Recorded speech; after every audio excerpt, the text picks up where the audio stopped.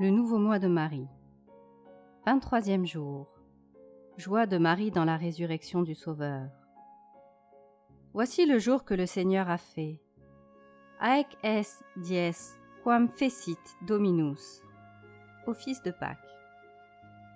C'est ainsi, mon cher Théotime, que l'Église annonce à tous ses enfants la résurrection de son céleste époux. Elle n'ignore pas qu'étant le roi immortel des siècles, il a fait chacun des jours dont se compose la durée des êtres. Mais elle veut dire que le jour où son divin libérateur est sorti vainqueur du tombeau est son jour par excellence, jour qu'il a fait pour sa gloire, puisqu'en reprenant cette vie nouvelle, il y triomphe à la fois de la mort et de l'enfer. Ne pouvons-nous pas dire, ô bienheureuse Marie, que c'est aussi le jour qu'il a fait pour la consolation de votre cœur? Il était juste que ce cœur abreuvé d'amertume ressentit une joie proportionnée à la multitude de ses douleurs. Et quand votre âme a-t-elle éprouvé ces transports d'allégresse? Ce fut un moment où votre divin Fils, se manifestant à vous dans tout l'éclat de sa résurrection, vous adressa ces paroles du Cantique des Cantiques. « Levez-vous, ma bien-aimée, venez. Surge, amica mea, et veni. » Cantique des Cantiques, chapitre 2, verset 11. L'hiver de mes souffrances a disparu. Diems transiit. Hâtez-vous, le temps des frimas s'est passé. Il est déjà bien loin. Imber, habiit et successit. Vous avez partagé mes douleurs, partagé aussi ma joie et mon triomphe.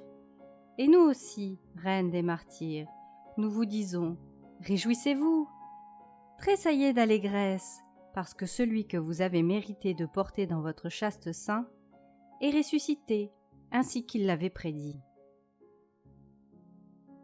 Mon cher Théotime, une autre résurrection est aussi pour la très sainte Vierge un sujet de joie. C'est notre résurrection spirituelle.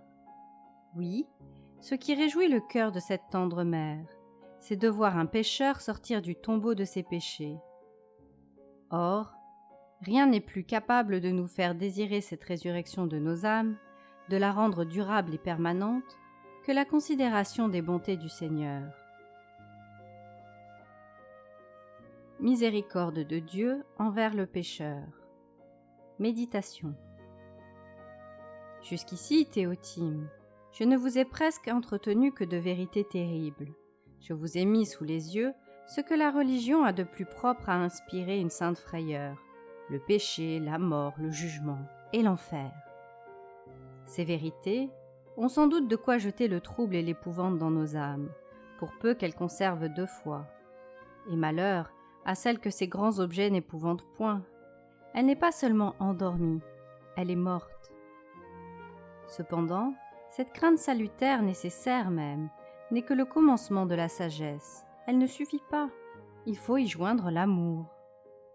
C'est pour le faire naître et l'exciter dans votre cœur que je vais vous parler de la miséricorde du Seigneur, celui de tous ses attributs dont il se glorifie le plus, celui qui fait le fond de son être.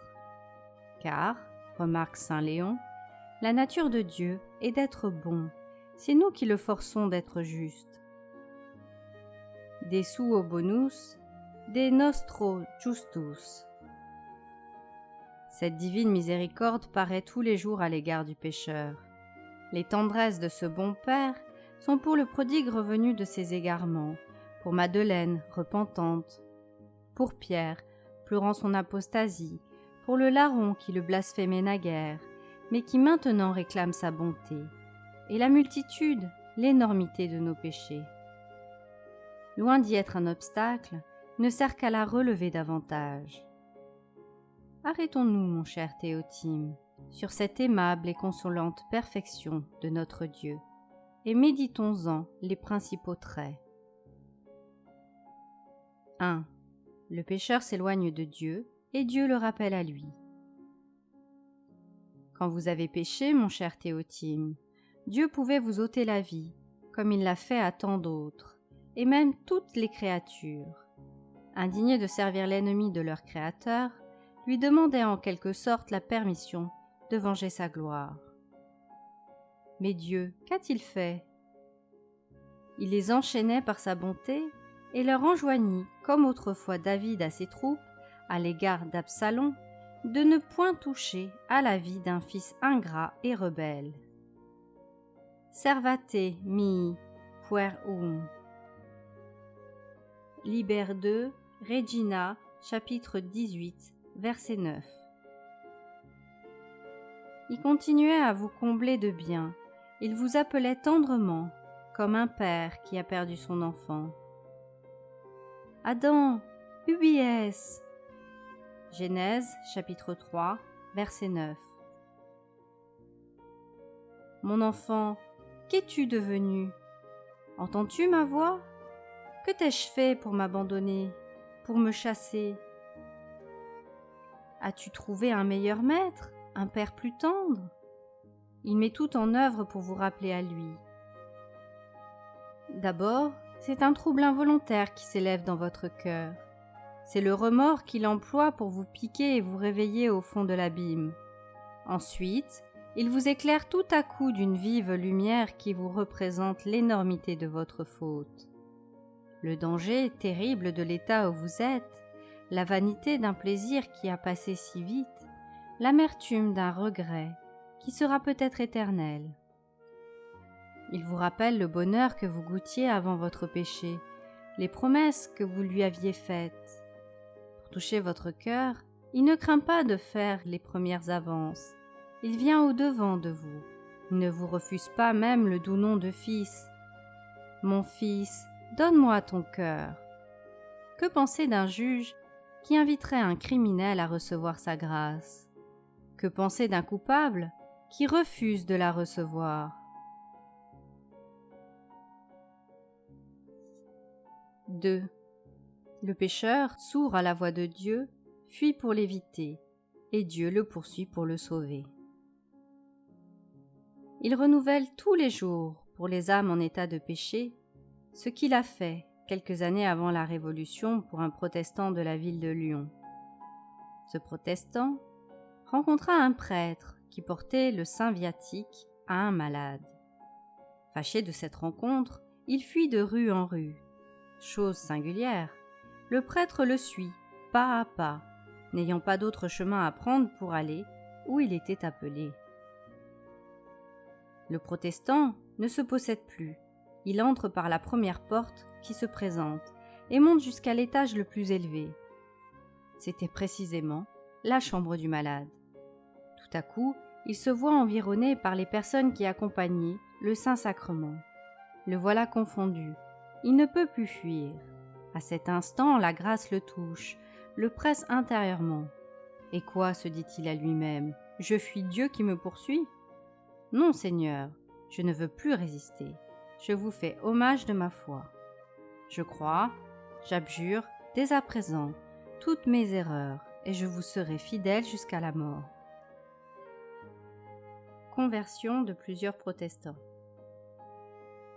N'est-ce pas ainsi, infortuné pécheur, que Dieu vous poursuit pour vous sauver, se trouvant sur votre passage et par 1000 détours et par 1000 circuits, vous suivant dans tous vos égarements? Vous arrive-t-il quelque disgrâce? Dieu, aussitôt, se trouve auprès de vous. Va, mon enfant, la source de toutes tes peines est au-dedans de toi, et tu seras malheureux tant que tu me fuiras. Êtes-vous tombé dans quelque maladie? Voilà aussitôt votre Dieu au chevet de votre lit. Hélas, mon enfant, ton âme est dans un état encore bien plus triste. Allez-vous prendre votre repos? Votre Dieu est encore là, qui vous suit, qui vous parle. Mon fils, ton âme est-elle en paix? Ton cœur est-il content? Si tu mourais cette nuit, du lit dans le tombeau, du tombeau dans l'enfer. Ah! Reviens, il est encore temps. Il ne cesse, ce Dieu de bonté, de vous solliciter. Là même où vous vous croyez le plus à l'abri de ses poursuites, jusqu'au milieu de ces plaisirs où vous cherchez à vous étourdir. Vous vous trouverez, tout inquiet. On vous en demandera la raison, et vous ne pourrez la donner. Vous aurez le cœur comme en proie au dégoût, sans savoir pourquoi. Les yeux égarés, sans savoir sur quoi. L'esprit encore absorbé et profondément occupé, sans savoir de quoi. Vous ne verrez en cela qu'un de ces moments de mélancolie si ordinaires aux mondains. Et moi, j'y verrai la miséricorde de votre Dieu, qui vous dégoûte de tout, pour vous ramener au vrai bien. Qu'est-ce donc que l'homme, Seigneur, pour que vous daigniez vous occuper ainsi de lui? Quelle patience dans Dieu! Mais quelle insolence dans l'homme! Quel combat, quelle lutte inconcevable entre la bonté de l'un et l'ingratitude obstinée de l'autre. 3. Le pécheur persécute Dieu, et Dieu s'efforce de faire son bonheur en l'arrachant à l'enfer. Méditez, mon cher Théotime, le trait suivant. Vous y verrez jusqu'où peut aller la bonté paternelle, et en même temps, vous y trouverez une idée de la miséricorde de Dieu pour le pécheur. Un père vertueux n'avait rien oublié pour donner une éducation chrétienne à son fils. Mais le mauvais naturel et les passions fougueuses de ce malheureux jeune homme rendirent tous les soins du père inutiles. De désordre en désordre, il en vint jusqu'à étouffer tous les sentiments qu'inspire la nature. L'esprit de cupidité, de libertinage et d'indépendance lui fit former l'horrible projet de donner la mort à celui dont il devait faire le bonheur. Le moment où il doit exécuter cet affreux parricide est déterminé. L'infortuné père en est instruit. Il dissimule, il paraît même plus gai que d'ordinaire, et voulant faire un dernier effort, il propose à son fils une promenade dans la campagne. La proposition est acceptée. Le barbare est ravi de joie d'avoir un moyen si facile de commettre le forfait qu'il médite. Le père le conduit insensiblement dans un endroit écarté et assez avant dans une forêt. Alors, l'arrêtant tout à coup, « Mon fils, lui dit-il, je vous aime, je connais votre dessein, je veux vous donner une dernière marque de ma tendresse. Nous sommes seuls, sans témoin, votre crime sera inconnu. Voilà ma poitrine, mon fils. Voilà un poignard. Frappez! Du moins, en mourant ici, je vous sauverai des mains de la justice. J'aurai, en succombant, conservé la vie à mon fils. » À ces mots, le jeune homme, étonné, attendri, se jette aux pieds de ce bon père. Il les arrose de ses larmes et lui proteste que désormais, il ne vivra que pour le bonheur du meilleur des pères. Recueil d'histoires choisies par le père Rère, tome 1, page 108. Mon cher Théotime, quelle bonté dans ce père! Elle est admirable sans doute. Cependant, ce n'est pas encore la bonté, la miséricorde de notre Dieu pour un pécheur. Au moment même où un chrétien, entraîné par une passion criminelle, crie avec les Juifs « Non hunc sed Barabbam !» Je ne veux plus de Jésus, mais que le démon soit mon roi et mon maître. Jésus fait entendre sa voix pleine de douceur. Eh bien, puisque tu le veux, je me retire, mais je resterai à la porte de ton cœur et j'attendrai. Sto ad ostium impulso. Eh bien, ingrat, ton cœur ne se rend-il pas à tant de bonté?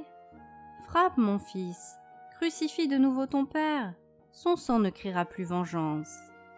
Ah, mon fils, puisse ce sang faire ton bonheur, purifier ton âme et fermer l'enfer. Nolo mortem impii, sed ut conservatur et vivat. Ézéchiel, chapitre 33, verset 11. Exemple. Un des plus célèbres prédicateurs du siècle dernier fut appelé la nuit pour confesser un jeune gentilhomme tombé en apoplexie. Il y accourt et le trouve sans connaissance. Au point du jour, il dit à son attention une messe votive de la Sainte Vierge. Comme il finissait, on vint l'avertir que la connaissance était revenue au malade. Il se rend en hâte auprès de lui et le trouve pénétré des plus vifs sentiments de pénitence et de componction, offrant généreusement sa vie pour l'expiation de ses péchés. Il se confesse et reçoit les derniers sacrements avec la plus grande piété. Le confesseur, également surpris et pénétré, ne savait à quoi attribuer un si grand prodigue de miséricorde en faveur d'un homme dont les excès n'avaient été que trop connus. Il interroge le malade. Celui-ci lui répond d'une voix entrecoupée de sanglots. « Hélas, mon père, je ne puis attribuer cette grâce qu'à la miséricorde de Dieu. Il a eu sans doute égard à vos prières et à celles de ma mère. » Près de mourir, elle me fit approcher de son lit, et après m'avoir témoigné ses alarmes sur les dangers que je rencontrerais dans le monde, elle m'adressa ces paroles. « Je vous laisse sous la protection de la Sainte Vierge. Promettez-moi, mon cher fils, l'unique chose que je vais vous demander comme un gage de votre tendresse pour moi. Elle vous coûtera peu, c'est de réciter tous les jours le chapelet. Je le promis, je l'ai récité régulièrement, et j'avoue que c'est depuis environ 10 ans le seul acte de religion que j'ai fait. » Le confesseur ne douta point que son pénitent ne dût à la puissante protection de Marie les vifs sentiments de contrition qui l'animaient. Il ne le quitta point jusqu'à ses derniers soupirs, et il eut la consolation de le voir mourir dans les plus touchantes dispositions. Moi de Marie, par le Père Lalomia. Pratique.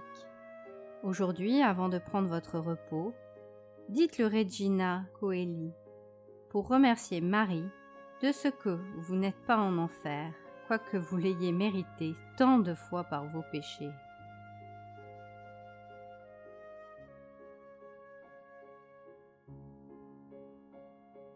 Merci d'avoir écouté cette lecture.